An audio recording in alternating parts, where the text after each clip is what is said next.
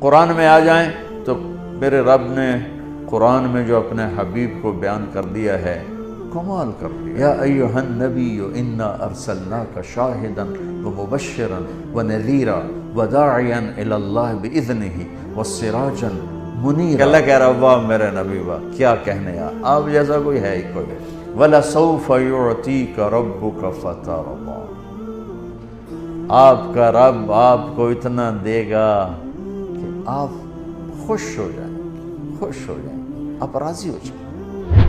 صرف صحابہ سے اللہ نے کہا میں آپ سے راضی ہو گیا. لَقَدْ رَضِيَ اللَّهُ لِلْمُؤْمِنِينَ. میں ایمان والے صحابہ سے راضی ہو گیا. ساری دنیا سے کہتا مجھے راضی کرو.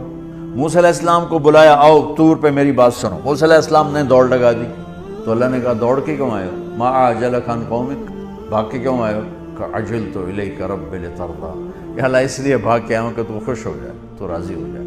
تو ہماری ساری محنتوں کا جو آخری پوائنٹ ہے وہ یہ کہ اللہ راضی ہو جائے. تو جو رب کل کائنات سے کہتا ہے مجھے راضی کرو، وہ کہتا ہے کہ میں نے آپ کو راضی کرنا.